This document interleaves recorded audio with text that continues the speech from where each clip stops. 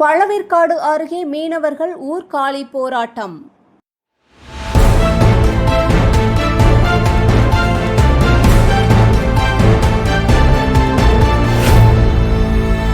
திருவள்ளூர் மாவட்டம் Pazhaverkadu light house மீனவ கிராமத்தில் ஒரு குடும்பத்தினர் தொடர்ந்து மோதல் போக்கை கடைபிடித்ததாக குற்றம் சாட்டி கிராம மக்கள் ஊரை காலி செய்யும் போராட்டத்தில் ஈடுபட்டனர். கோட்டாட்சியர் அலுவலகம் நோக்கி வாகனங்களில் புறப்பட்ட மீனவர்களை காவல்துறையினர் தடுத்தபோது பெண்கள் உள்ளிட்டோர் வாகனங்களில் இருந்து இறங்கி நடந்தே செல்ல தொடங்கினர். கடந்த 2 ஆண்டுகளாக நிலவி வரும் பிரச்சினைகள் குறித்து உரிய நடவடிக்கை எடுக்க வேண்டுமென வலியுறுத்தியதாக கிராம மக்கள் ஆதார் உள்ளிட்ட ஆவணங்களை ஒப்படைக்க தயாராக இருப்பதாக தெரிவித்தனர். இந்த சம்பவம் அப்பகுதியில் பரபரப்பை ஏற்படுத்தியுள்ளது. செய்தியாளர் ராஜா.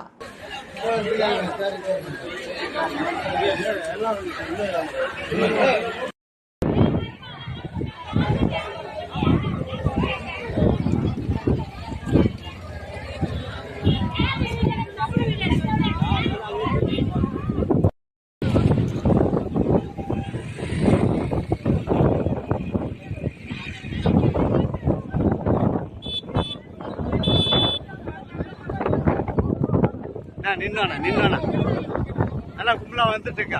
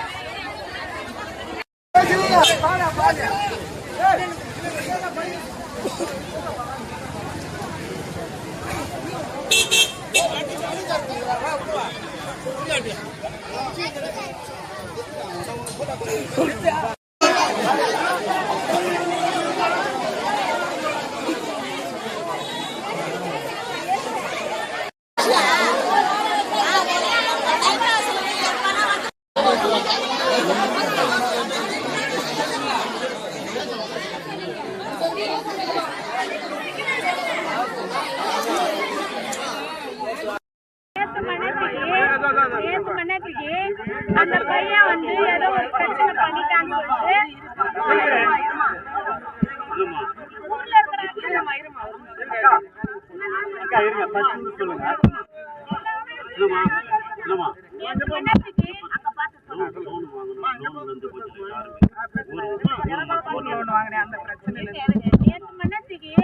அவங்க வீட்டுக்கு அம்பி முருகன் வந்து பொம்பளைங்கள பயங்கரமா பேசுறான்.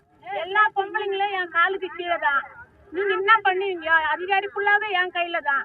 உங்களால எதுவுமே பண்ண முடியாது அப்படின்னு சொல்லிட்டு அசிங்கமா பேசுறான். அந்த அசிங்கமான வார்த்தை இதுல சொல்ல முடியாது.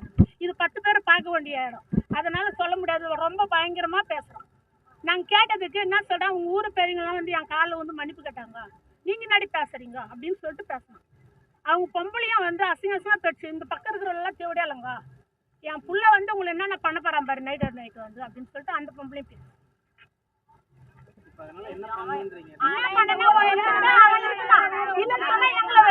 சுட்டு கூட போட்டுருங்க. அவங்க ஒரு போன் பண்ணி காவல் அதிகாரி ஓடிடுறாங்க. எதுக்கு வரீங்க?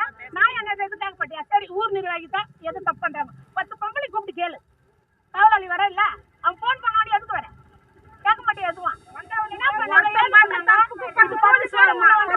பண்றாங்க. 10 பேர் இந்த ஊர்ல யாரும் இல்லையா அப்படின்னு கேட்க. அவங்க சொன்ன உடனே காவல் அதிகாரி ஓடுறாங்க.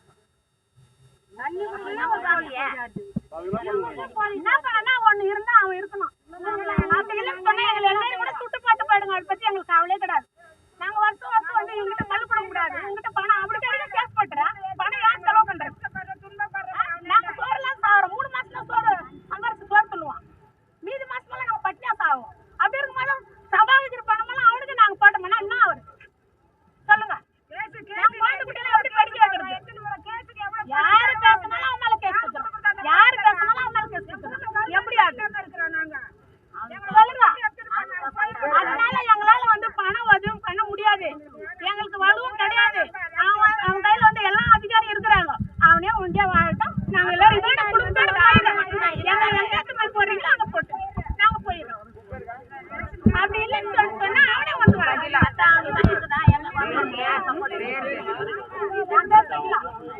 இப்ப நான் பேட்டி கொடுத்ததில்ல, நாளைக்கு நான் ஊருக்கு வரணும்னா அவன் அசிங்கமா கேட்பான்.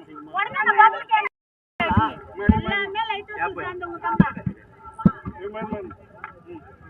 லைட் ஹவுஸ்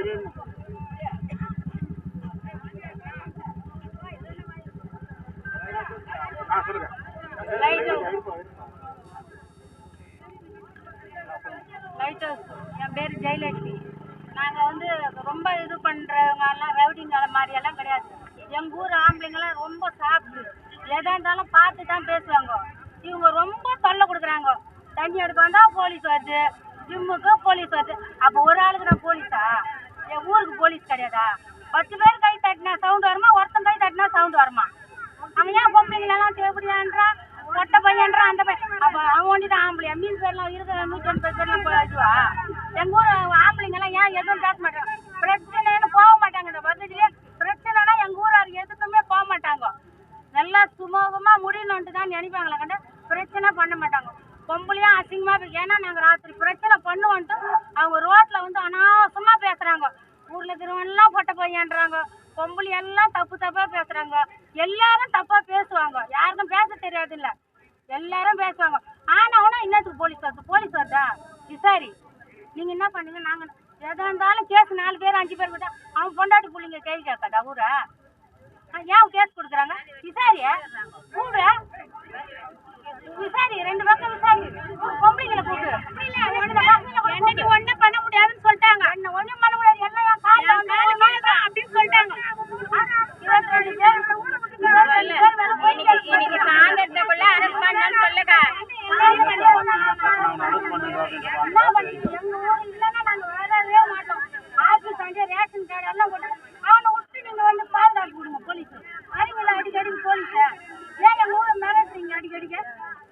சொல்றீங்க? நாங்க என்ன தப்பு பண்ணோம் சொல்லுங்க, தப்பு பண்ணுமா? ஊருன்னா எல்லாமே ஊர் கட் பண்ணும், அப்பதான் இதெல்லாம் கிராமன்றதுக்கு சரி கட்ட முடியும். எதுவும் பண்ணாது, அவன் சொல்றதுக்கெல்லாம் எங்க ஊராரு அங்கங்க போயிடும். எங்க வரும் எங்களுக்கு பணம்? 3 மாசம் வருமானம் ஆத்துல, மீதி மாசமெல்லாம் அதாவது கூலி வேலைக்கு போனா சாப்பாடு. அப்படி இருக்கும்போது கேஸ்க்கு நாங்க எங்க போவோம்? ஊருக்காரு எங்க போய் கடன் போடுவோம்? அந்த கடனை எப்படி அடிப்போம் நாங்க சொல்லுங்க? கவர்மெண்ட் இதுக்கு ஒரு முடிவு தெரியணும் எங்களுக்கு. நாங்க பேசணும், நாளைக்கு எங்க மேல கேஸ் கொடுப்பாங்க, அடிக்கடிக்கு கேஸ் கொடுக்குறாங்க. அரெஸ்ட் பண்ணா அதே அதிகாரி வருவாங்க. நாங்க இந்த ஊர்ல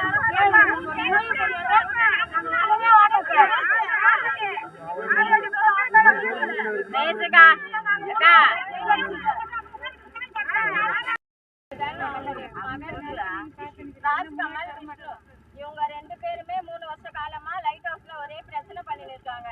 240 குடும்பமா 240 குடும்பமும் அவனை வந்து ஒண்ணுமே பண்ண முடியாது என்ன அப்படின்றதுக்காக அவன் சவால் கொடுத்துன்னு இருக்கான். ஊர்ல வந்து அவனுக்கு எதுவுமே கொடுக்கலன்னு சொல்லிட்டு அடிக்கடி போலீஸ்ல வந்து கம்ப்ளைண்ட் பண்ணி 10 பேர் 5 பேர் 13 பேர்லயே கேஸ் கொடுத்துன்னு இருக்கான். ஆனா எங்க ஊர்ல வந்து 13 பேர் மட்டும் ஊர் நிர்வாகி கிடையாது. ஊருக்கு மொத்தமே ஊர்ல எத்தனை தலைக்கட்டு இருக்காங்களோ அத்தனை பேருமே நாங்க வந்து எல்லாமே ஒற்றுமையா தான் இருப்போம். நேற்று வந்து ஜிம்மு உள்ள போயிட்டு எல்லாத்தையும் அடிச்சு ஒடிச்சு எல்லாத்தையும் நொறுக்கிட்டு எங்களை வந்து இழிவுபடுத்தி பேசியிருக்கான். அவனை வந்து நீங்க வந்து ஒழுங்கான முறையில கண்டுக்கலனா நாங்க எல்லாருமே ஊர் ஒத்து மொத்தமா புள்ள குட்டி எல்லாமே சேர்ந்து நாங்க ஆர்டி ஆபீஸ்க்கு போய் ஹாஸ்டல்ல ஸ்ட்ரைக் பண்ண போறோம். அவனை வந்து ஊரை விட்டு நீங்க வெளியே ஏத்தணும்.